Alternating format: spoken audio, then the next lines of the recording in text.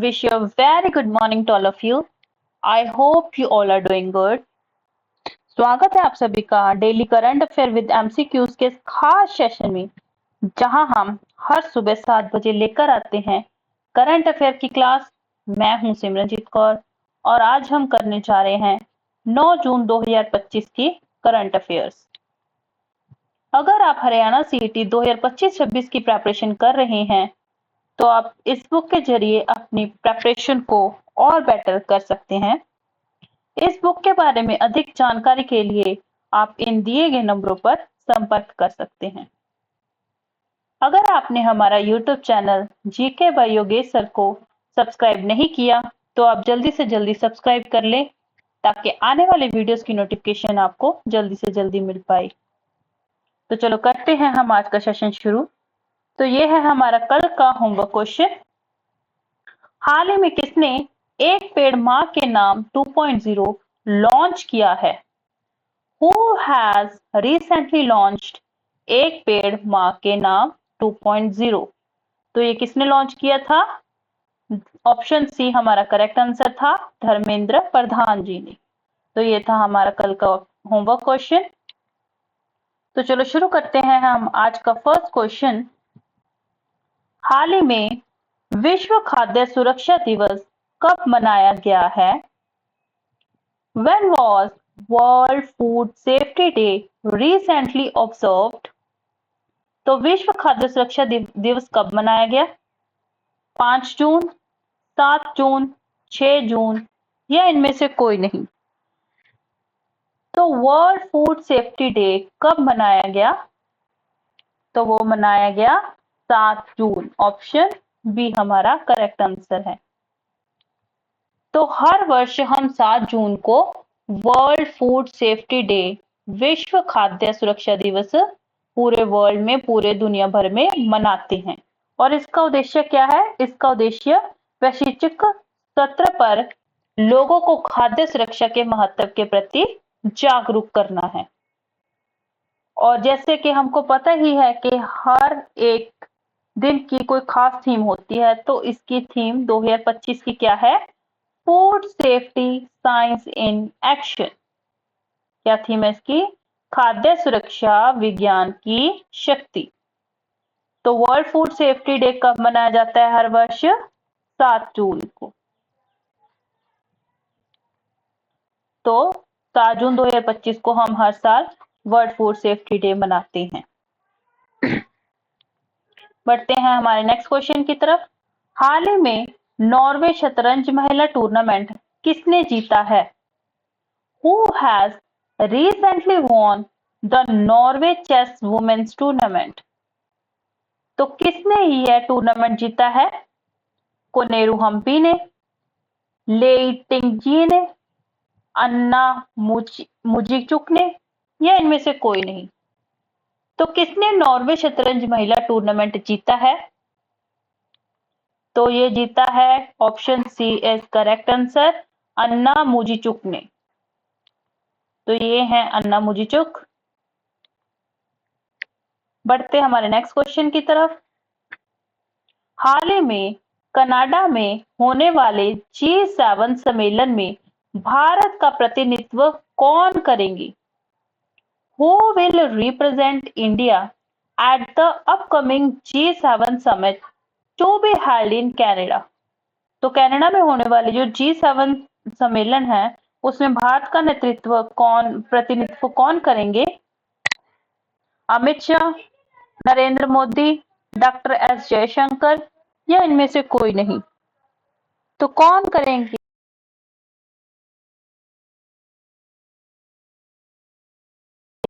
Option B हमारा बिल्कुल सही है। तो ये हैं श्री नरेंद्र मोदी जी, और ये क्या करेंगे? कनाडा में होने वाली G7 समिट 2025 की वो अटेंड करेंगे। बढ़ते हमारे नेक्स्ट क्वेश्चन की तरफ। हाल ही में किसे 16वें वित्त आयोग का पार्ट टाइम सदस्य नियुक्त किया गया है? Who has recently been appointed as a part-time member of the 60th Finance Commission of India? तो किसे नियुक्त किया गया है? एस महेंद्र देव को, अश्विनी लोहानी को, टी रविशंकर को, या इनमें से कोई नहीं? तो 16वें वित्त आयोग का पार्ट टाइम सदस्य किसको नियुक्त किया गया है? तो वो नियुक्त किया गया है, ऑप्शन हमारा सी बिल्कुल करेक्ट है, टी रविशंकर जी को। तो ये हैं हमारे टी रविशंकर जी। तो आरबीआई के, रिजर्व बैंक इंडिया के डिप्टी गवर्नर टी रविशंकर को 16वें वित्त आयोग का पार्ट टाइम सदस्य नियुक्त किया गया है। बढ़ते हमारे अगले क्वेश्चन की तरफ। हाल ही में दिल्ली में चौथे भारत मध्य एशिया संवाद 2025 की मेजबानी किसने की है? Who recently hosted the fourth India Central Asia Dialogue 2025 in New Delhi? तो यह किसने की है? राजनाथ सिंह ने, डॉक्टर एस जयशंकर ने, निर्मला सीतारमन जी ने, या फिर इनमें से कोई नहीं?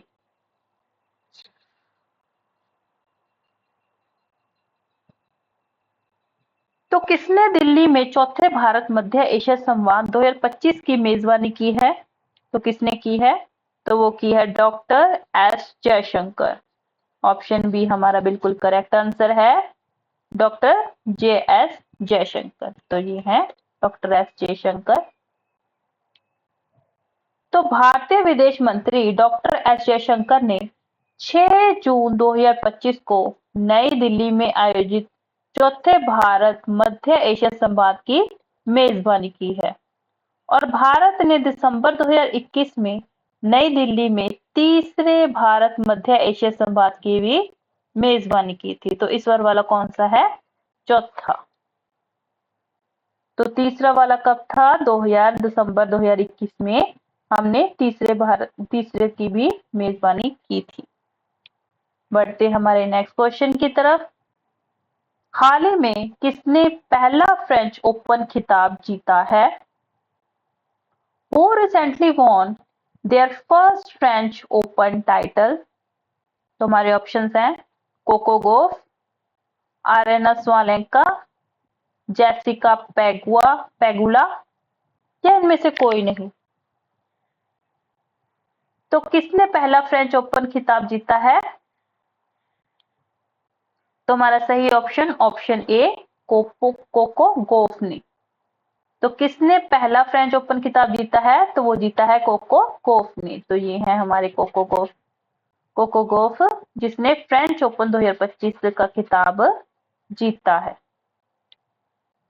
तो कोको गोफ ने विश्व की नंबर 1 खिलाड़ी आरेना स्वालेंका को 6-7, 6-2, 6-4 से हराकर अपना पहला फ्रेंच ओपन खिताब जीता है। बढ़ते हमारे नेक्स्ट क्वेश्चन की तरफ। हाल ही में किसे सर्वाधिक प्रभावशाली पर्यावरणविद पुरस्कार मिला है? Who has recently received the most impactful environmentalist award? तो यह अवार्ड किसको मिला है? सुदर्शन वेन्नू को, आचार्य प्रशांत को, राजीव मेमानी जी को, या फिर इनमें से कोई नहीं? तो किसको यह पुरस्कार मिला है? तो ये पुरस्कार मिला है ऑप्शन बी हमारे आचार्य प्रशांत जी को। तो ये हैं आचार्य प्रशांत जी। बढ़ते हैं हमारे नेक्स्ट क्वेश्चन की तरफ। हाल ही में डसॉल्ट एविएशन ने किस भारतीय कंपनी के साथ समझौता किया है? With which Indian company has Dassault Aviation recently entered into an agreement? तो किसके साथ समझौता किया है? जियो के साथ, अडानी के साथ, टाटा के साथ, या इनमें से कोई नहीं? तो इन्हें किसके साथ समझौता किया है? तो ऑप्शन सी टाटा के साथ। तो डिसॉल्ट ने किसके साथ समझौता किया है? टाटा के साथ समझौता किया है। बढ़ते हैं हमारे नेक्स्ट क्वेश्चन की तरफ। और अगर बात करें इसकी, तो फ्रांसीसी एरोस्पेस प्रमुख डिसॉल्ट एविएशन और भारत की टाटा एडवांस सिस्टम्स लिमिटेड ने राफेल लड़ाकू विमान के धड़ को भारत में संयुक्त रूप से बनाने के लिए 4 समझौतों पर हस्ताक्षर किए हैं, जो फ्रांस के बाहर पहली बार महत्वपूर्ण घटक का उत्पादन करेंगे। तो ये था हमारा समझौते के बारे में जो डसॉल्ट एविएशन ने भारतीय कंपनी टाटा के साथ किया है। बढ़ते हैं हमारे नेक्स्ट क्वेश्चन की तरफ। हाल ही में किस देश ने अंतरिक्ष स्टेशन से यूएवी लॉन्च करने की तकनीक का पेटेंट कराया है? Which country has recently patented the technology to launch UAVs from a space station? तो ये किसने किया है? कौन सी कंट्री ने? रूस, चीन, जापान या इनमें से कोई नहीं? तो किसने किया है ये? तो ये किया गया है ऑप्शन ए, रूस के द्वारा। तो रूस ने क्या किया है? तो रूस ने अंतरिक्ष स्टेशन के यूएवी लॉन्च करने की तकनीक का पेटेंट कराया है। तो अगर हम मैप देखें तो ये है हमारे रशिया का मैप। तो रूस ने ऑर्बिटल स्टेशन से स्वचालित अंतरिक्ष यान लॉन्च करने की तकनीक का पेटेंट कराया है, जो अपने रखरखाव के लिए रोबोट से लैस विश्व का पहला ड्रोन प्लेटफॉर्म बन जाएगा। बढ़ते हैं हमारे नेक्स्ट क्वेश्चन की तरफ। हाल ही में इंडिया पैवेलियन को कहां आयोजित वर्ल्ड एक्सपो 2025 में शीर्ष 5 पैवेलियन में स्थान दिया गया है? Recently, at the World Expo 2025, where was the India Pavilion ranked among the top 5 pavilions? तो हमारे ऑप्शंस हैं फ्रांस, इटली, अमेरिका या फिर जापान।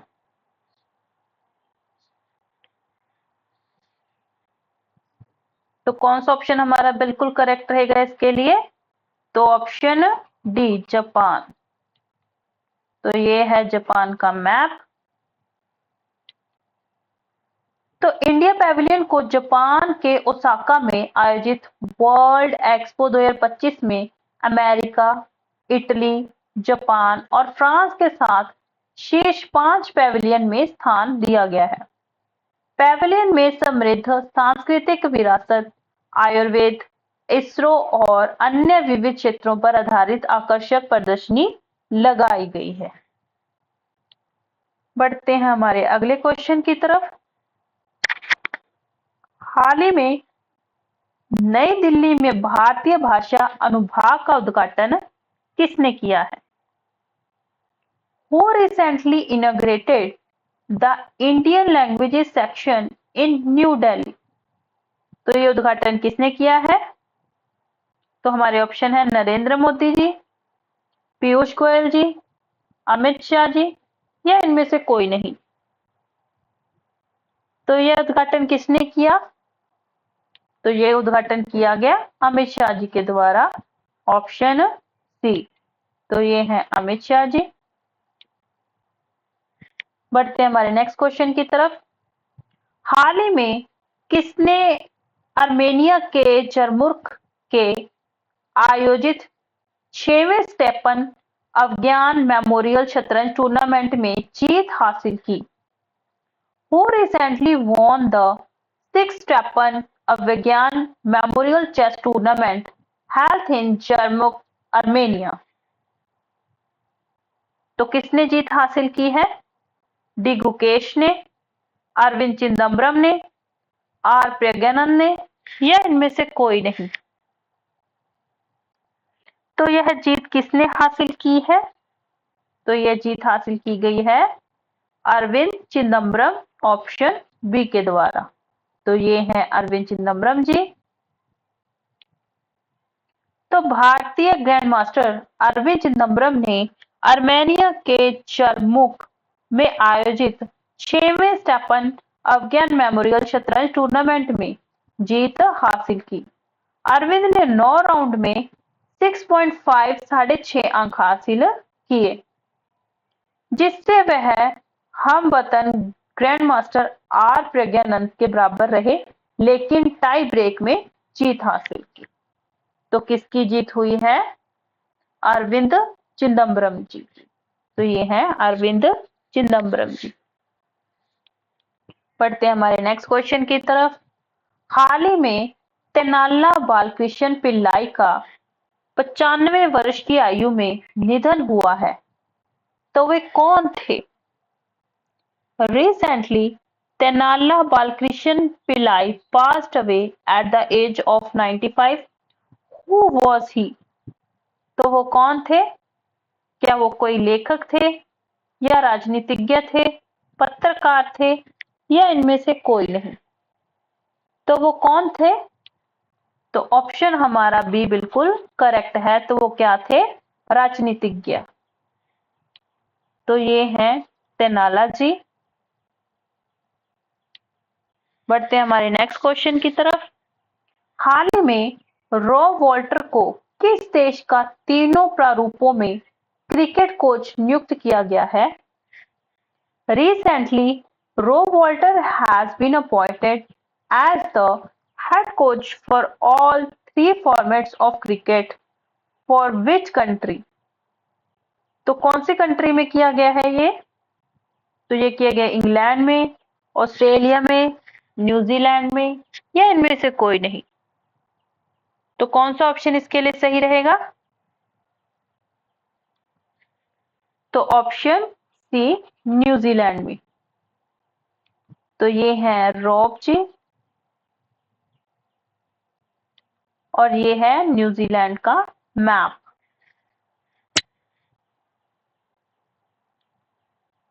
तो बढ़ते हैं हमारे नेक्स्ट क्वेश्चन की तरफ। हाल ही में किसे मई 2025 के लिए ICC players of the month चुना गया है? Who has recently been named ICC Players of the Month for May 2025? तो किसे चुना गया है? क्लोट रायन को, मोहम्मद वसीम को, या उपरोक्त दोनों को, या इनमें से कोई नहीं? तो किसे ICC player of the month के नाम से किसे 2025 मई का ICC player of the month चुना गया है? तो वो किसे चुना गया है? तो ऑप्शन सी हमारा करेक्ट आंसर रहेगा। तो किसे किसे चुना गया है? क्लोट रायन को और मोहम्मद वसीम को। तो ये हैं क्लोट रायन और मोहम्मद वसीम। तो इन दोनों को चुना गया है मई 2025 के लिए। संयुक्त अरब अमीरात के बल्लेबाज मोहम्मद वसीम और दक्षिण अफ्रीका की ऑलराउंडर क्लोट रायन को मई 2025 के आईसीसी पुरुष और महिला खिलाड़ी के रूप में नामित किया गया है। तो यही तक था हमारा आज का सफर, और ये है हमारा होमवर्क क्वेश्चन। तो हमारा कल के लिए होमवर्क क्वेश्चन है, हाल ही में डेटॉल ने किसे अपना ब्रांड एम्बेसडर बनाया है?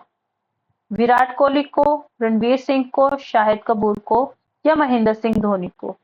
तो इसके आंसर आप कमेंट बॉक्स में जरूर दीजिएगा। तो आज का सफर हमारा यहीं तक का है। तो मिलते हैं हम कल सुबह 7 बजे नेक्स्ट करंट अफेयर के साथ, और आप अपने कमेंट में जरूर बताइएगा कि इस